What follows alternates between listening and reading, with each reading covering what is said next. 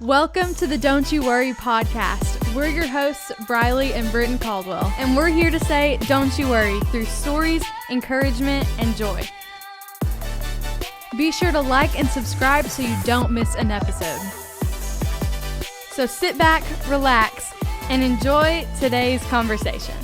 What's up, everybody? We're back with the Don't You Worry podcast. It's your favorite hosts, Briley and Britton, and we are so pumped for today's episode. It is Fighting Words Round 3. We are so excited. We've done 2 Fighting Words rounds so far. We had Worry Has an Expiration Date and Your Light Doesn't Need Permission. Both of those were so good. Go check them out if you haven't already. But we have a phrase today that is a guarantee to win. We know that we don't know what season of life anyone listening to this is going to be in. Maybe you are on the highest mountaintop that you've ever been with victories, or maybe you're in a really low spot right now. Maybe you're somewhere in the middle, but wherever you find yourself today, we have a phrase that will not fail. So you want to tell them what Fighting Words Round 3 is? Yes, it's light doesn't lose. That is such a powerful phrase because we talked a little bit last week. Your light doesn't need permission. We talked about how our light is Jesus. So both of us have accepted Jesus and we have Christ in our lives and we have that light inside of us. In the Bible, it tells us to let our light shine before others so that we can glorify our Father in heaven. But we wanted to talk about how today that light will not lose. Wherever you take it, whatever you are going through, it won't lose. So we want to jump into that. And what does that phrase mean to you? I think it reminds me, and it kind of takes me back to a time when we were going through the hardest battle that we had faced. And that was when we lost our grandfather, our Poppy. And I think it's just so important for us to remember, because in the moment, like the night that we found out, and the weeks after, the months after, like the year after, it was all so hard.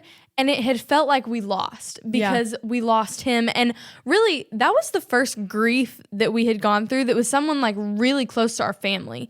Because, I mean, we had gone through like, you know, some extended family, like losing them. But we were so close with our grandfather and it hit us so hard. Mm-hmm. And it was just unbelievable. And everything with grief just kind of like strikes you at a moment. And it's like, what do? I don't know where I stand. Like, what's happening in my life. And it felt like we had lost a major battle. And we had been praying and praying for him to heal and like for his physical body to heal so that we could, you know, make more memories, spend more time with him.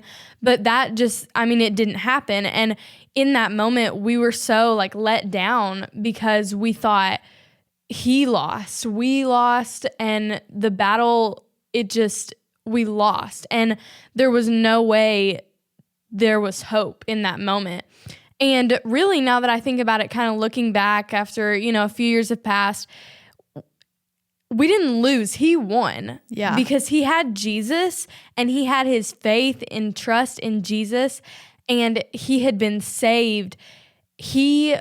Right once he died, he went to go see Jesus, and he was healed. His physical body was, he was suffering before he died, and he was completely relieved of all of that whenever he went to heaven. And I think that was just so eye-opening and very comforting to know that, like, he actually won the battle, and no matter how, like, hard he was struggling or whatever he was facing, it was all relieved just because he had such hope. Yeah, if you had told us the phrase light doesn't lose while we were in the middle of our grief, we probably wouldn't have believed you. We would have been like, well, he did lose. Like Jesus, we thought that God lost a battle in that sense because we were like, well, we were praying to him for Poppy to get healed and he didn't. So we thought maybe God didn't really do what we thought he could do,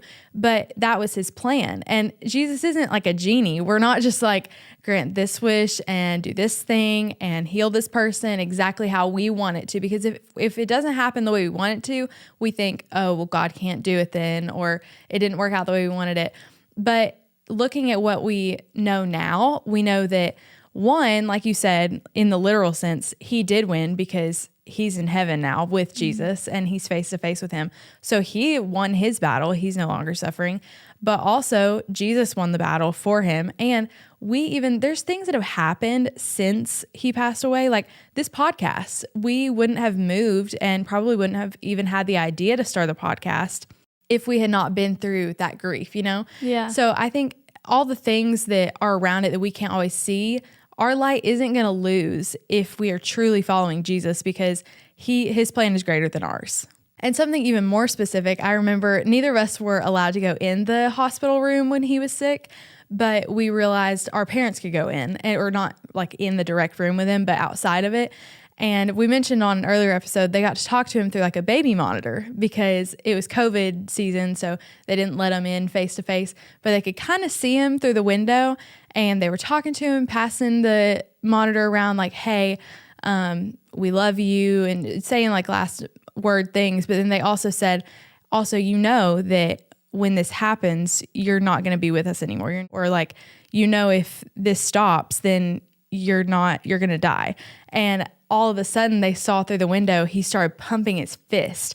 And this kind of fits with our fighting words phrase, but he knew the series was coming. He did know the series was coming. Not really. But anytime we did a VBS at his church or any big like kids event, he always hyped the kids up with this song, and he would run around with his fists in the air, and the song was called Rock, Sword, Shield. And he would run around and say, does anybody have a rock? And he would pump everybody up. Like we would spend the night at our grandparents' house multiple nights that week. He'd be like, oh, I got to do my stretching for tonight. You know what I mean? So that was something that as soon as they saw him and were like, hey, just so you know, like you're about to never see us again. And he immediately started pumping his fist, showing them like, I'm okay though, because I have my rock. And he knew, because I have my rock, I cannot lose. So even though it may look to you guys like that I'm losing or like Jesus is losing, I just want you to know I have my rock, so I cannot lose this battle. And it's like he knew that they were going to see him again, because he knew that his kids and their wives and like his wife, all of them had the hope of Jesus, and that they were going to come to heaven one day and they were going to see him again. And it's like, if you have Jesus and if you've accepted him into your life, then there is such an insane amount of hope that you don't even have to fear dying. You're excited when you're going out, because it's like, and you can't hide your light. Yeah. And one example that I feel like I've heard a few people use before, I really love it. So like, picture this. Okay. You're sitting in a room and all of the lights are out. There's no windows in the room. So there's no like sunlight coming in. It's pitch black. Complete darkness. And somebody shines a flashlight. Automatically, anybody's eyes go straight to that light, because that's what attracts you. Because everyone, like the darkness cannot even shield the light. Like, let's say, you've got a flashlight. The darkness can't just be like, nope, you're done. Like, it can't shield it, because the light is so powerful and it can overcome absolutely any dark situation. And that's the exact same as if Jesus walks in a room, or if I walk in a room, because Jesus is inside of me and he's living through me, then people that are living in darkness, when I walk in a room, it should light up their day. Yeah. Not because I did anything great, but because Jesus is living through me, and I'm choosing to show joyfulness and positivity, and just I'm exuberant because it's like I'm so pumped up. Jesus is living through me and his light is shining in the darkness. Yeah. And this kind of goes a little bit with what we were talking about last week with how your light doesn't need permission of others. But the verses, I read these verses recently, and it's Acts 5:38 through 39. And it says, if their purpose or activity is of human origin, it will fail. But if it is from God, you will not be able to stop these men. You will only find yourselves fighting against God. And if you have the light that you're talking about, the true light of Jesus inside you, then it shouldn't matter what anyone else is doing in the room. It shouldn't matter the amount of darkness. You're still going to turn to the light. You're going to see the light. So it's so powerful to know that if you have that light, you can overcome anything that's in front of you. And I think too, when we talk about light, we think, okay, that's great that light doesn't lose, but what am I supposed to do with that? Like, it gives us hope, but what are we supposed to do with it? And there's so many things that in our lives, if we just took that next step, we would see mountains moved if we just took that one step that we know we need to do. And I don't know where everyone's at in their Christian walk, in their faith right now, or both of us are in different spots in our faith. But whatever next step that is, whether it's getting together with a group of friends and praying over them, if that's what you feel like you're led to, or if you need to spend more time in God's word, or if you need to take the step to surrender your life to Christ or be baptized, or whatever it is that you know is your next step, like, why aren't you taking it? Because whatever you are scared of, the light will not lose if you have the light inside you. And something that also we don't really understand the effect that our light can have, because like you said, with losing our grandfather, we didn't even know that things like this could be able to happen. Things like this podcast, we didn't know any of that back then.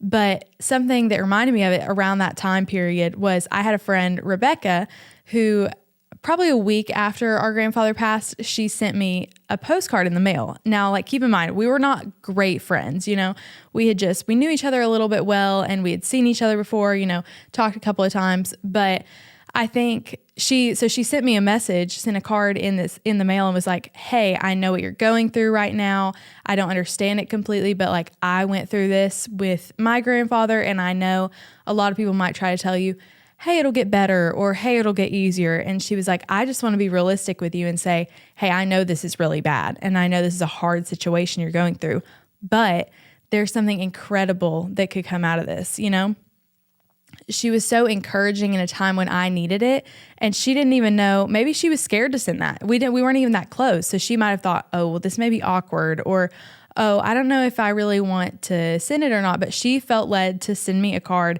And little did she know, that meant so much to me. And now I have a friend who lost somebody close to them, and it helped me be able to encourage them because I knew what I needed when I was in the same situation. I knew how she treated me and how she worded the things that she said to me. I knew I could then give that to somebody else. And she had no clue that would happen. She was just obedient to what she knew she needed to do. Mm-hmm. And little did she also know, we would be leading worship together every Wednesday night now. Me and her lead worship together all the time. That's so crazy. And I think another thing, like you were saying, like, something that might seem so small to you can have a lasting impact on anybody's life. Like, if I have a friend who's going through something like a really rough week, like they've got an overwhelming class, or they've got some family issues at home, or whatever the situation may be, maybe they've been like talking about how, they've been battling a lot, but they're trying not to mention it as much because they don't want to put a damp on your life. Well, then maybe all they need is for you to say, hey, I'm really proud of you this week because you're doing a great job. Like, maybe it's just something like that you might not even think anything of it when you say it, but just telling them that, like, you're getting through this and you're doing such a good job. Like, I am immensely proud of you. Maybe later you never talk about it again, but you don't know what kind of impact that can make on their life. Yeah. Even if it's, absolutely anything. Like, let's say you pray with a group of friends, or maybe it won't affect everybody the way that you want it to, but there's something in everybody's life that they know, like, she's not afraid to pray over me, or she's not uncomfortable talking to me about hard situations. I can always come to her. And that's just so encouraging because that's your light shining through you. That's his light shining through you. And that is something that can never be discouraging to other people. Yeah. The light doesn't ever lose. Another thing with one of your friends, because I know both of us have been annoying to people before when we invite them to church.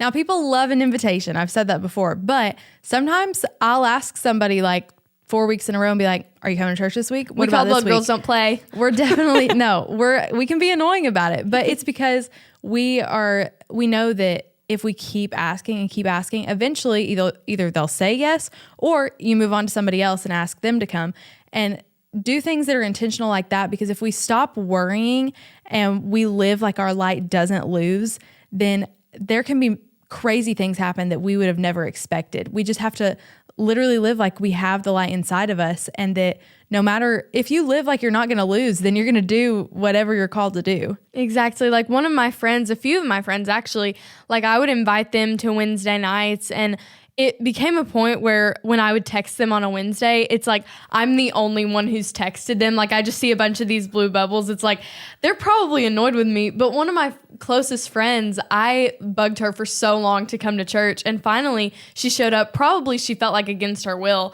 But it's okay, because then she was like, I mean, you finally got me here. And now she comes almost every week because she loves it so much. And I poured into her life so much, and I wanted her to make sure that she knew that I wanted her to come. And so she came, and now she feels so welcome here. And now she tries to make other people feel welcome here. And it's even the smallest things, like inviting somebody to church, or if you feel like, oh no, it's too awkward, or I've asked too many times. Like, what's the worst that could happen? Exactly. They're like, they invite me to too many things. Yeah. They want to be a part of my life. I think that's another problem. We just don't realize that we have nothing to lose anyway. Yeah. But also, even if it was like, oh, well, what if I lost this friendship with this person because they thought I was too annoying? Okay, you're too annoying because you invite them to church so much. Like when you stand before Jesus one day, he's going to be like, well done. You did exactly what I told you to do. You weren't scared of what this person's opinion was, because you lived fully for me. That's such a good point, because I mean, a lot in the New Testament, it talks about how Jesus is the light, and the light has never lost a battle because Jesus has never lost a battle. And that is so powerful. Like you said, we're going to be standing before him one day, and he's going to say, well done, because you were brave and you took that chance and you were courageous in this moment. And I'm so proud of you for this. Everybody could take some step of bravery in their life, no matter if it's talking to someone or any of the examples that we've used. Like, there is so much, because why wouldn't you take that chance? Yeah. Why wouldn't you be confident in saying what you want to say or doing what you feel called to do? Because, I mean, if it's something that Jesus has called you to do, he's the light and he's never lost. So take him with you when you do it. Yeah. He will give you that extra confidence when you're in the middle of it. Maybe you're shaking the entire time, but once you're out of it, it's like, I feel so much better because I did that. Mm-hmm. So be confident today in whatever choice you have to make, and in whatever decision that you choose, to be courageous and bold. Yeah. And also you never know what your light can do. You never know what that one opportunity, that one thing that you know you need to do, you never know how that could impact somebody else. Today, live like light doesn't lose. We promise this phrase will never fail. Join us next week for Fighting Words Round 4.